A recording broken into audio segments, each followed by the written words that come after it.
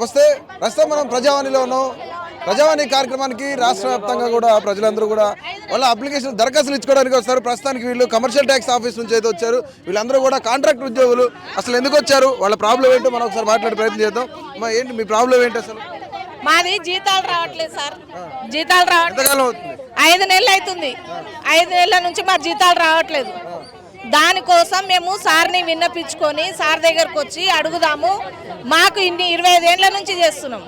ఆ రెగ్యులర్ అవుతుందా కాదా, లేకుంటే అవుట్ సోర్సింగ్ ఆఫీస్ నుంచి అన్నా జీతాలు ఇప్పియండి. అక్కడ 15,500 ఉంది, మాకు ఇచ్చేది 8,500. ఎందుకు వేస్తుండో మాకు కూడా తెలియదు కదా సార్. అడిగినా ఆయన రావట్లేదు. ఆయన ముఖమే చూడలేదు. సంవత్సరం అయింది ఆయన కాంట్రాక్ట్ పట్టుకొని. ఇప్పటి దాకా తెలియదు. పిఎఫ్ లేదు, ఈఎస్ఐ లేదు, ఏది లేదు. తెలియదు మాకు. ఈఎస్ఐ పిఎఫ్ కూడా ఎంత కట్ చేస్తుందో తెలియదు. 1 డే రాకపోతే 500 కట్ చేస్తాడు. మాకు 2 సర్కిల్ చేయిస్తాడు. ఇచ్చేదే 8,500. అది కూడా 1 డే రాకపోతే కట్ చేసుకుంటాడు. 500 కట్ చేసుకుంటాడు. ఇప్పుడు అడిగినాం చేసేదే లేకుంటే వెళ్ళిపో, నీ ఇష్టం ఉంటే ఏం చేసుకుంటావు చేసుకో అంటే ఏం చేసుకో. సాయినాథ్ కాదు, ఆయన ఏజెన్సీ ఏడుందో కూడా తెలియదు మాకు. ఆయన పట్టుకుండు. ఏ కాంట్రాక్ట్ వచ్చినా మాకు ఇట్లానే సతాయిస్తారు సార్.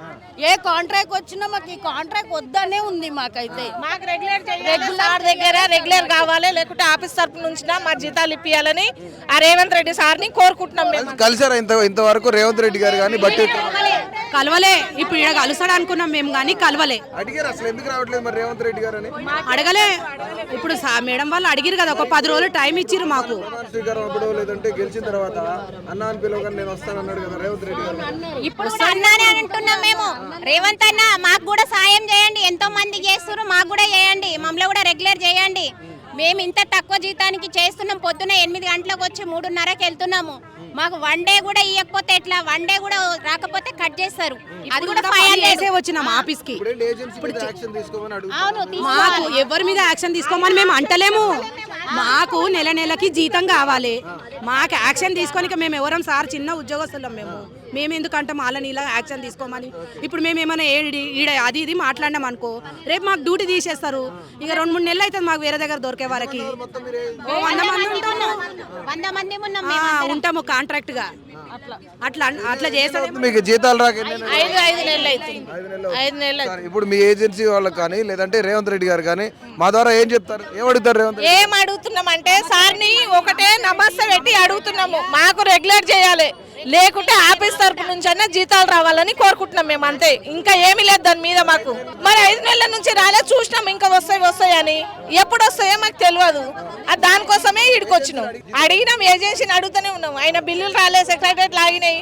నేను ఏడికెళ్ళితూ, నేను బంగారం పెట్టి కుదబెట్టించినా, నేను అప్పులు చేసి ఇచ్చినా అంటే మేము ఇయ్యమన్నామా నీకు? మేము ఇయ్యమనలే కదా. నువ్వెందుకు పట్టుకున్నావు? నీకు చేతగాంది. జీతం అడిగితే వెళ్ళిపోండి. ఏడికి పోతాం చెప్పు, ఏడికి పోతాం చెప్పు. तो चले जाओ बोल के, काम छोड़ दो बोल के बोलते. अब हम लोग इतने साल से 20 साल से करके कहाँ जाना सर? रेवंत रेड्डी सर ऐसा हमारे को कुछ करे तो अच्छा है, उनकी मेहरबानी होती. इसलिए हम लोग वो आशा से आए हम, समझे ना. सबको कर रहे बोल के सुने हम लोग. अब 20 साल से कर रहे तो आज 5 महीने 6 महीने की तनख्वाह आना है हमारे को. अभी तक तनख्वाह नहीं है. हमारे बच्चों को स्कूलों में से हकाल दे रहे, फीसा नहीं बने बोल. घर वाले हैं सो ताले पे ताला डाल दे रहे. घर का किराया नहीं दिए. 3 महीनों से मैं घर का किराया नहीं दी. मेरी माँ बच्ची को लेके कहाँ जाना, किसको सुनाना हम? हाँ, अब रेवंत रेड्डी सर को नमस्ते कर रहे हम लोग कि हमारी को मेहरबानी करके हम लोगों को ऐसो न्याय करे तो अच्छा है. समझे ना. तनख्वाह पूछे तो चले जाओ बोले सार. चले जाओ.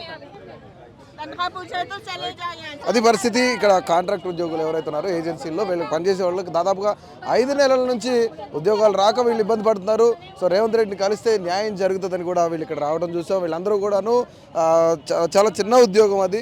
సో అక్కడికి కూడాను 5 నెలల నుంచి ఉద్యోగం రాకపోవడం అనేది కరెక్ట్ కాదు. అంటే ఏజెన్సీ డబుల్ శాలరీ తీసుకున్నారు, కానీ వీళ్ళకి ఇచ్చేది కేవలం 8,500 మాత్రమే అని చెప్తున్నారు. సో ఒకరోజు కనుక వీళ్ళందరూ కూడాను వాళ్ళ ఉద్యోగం మానేస్తే కనుక ఒకరోజు ఖాళీగా వీళ్ళు ఏదైనా పనుండి రాకపోతే కనుక 500 నుంచి 700 రూపాయలు కట్ చేస్తున్నారని వీళ్ళందరూ వాపోతున్నారు. రేవంత్ రెడ్డి ఏమన్నా హామీ ఇస్తారని ఇక్కడికి వచ్చారు.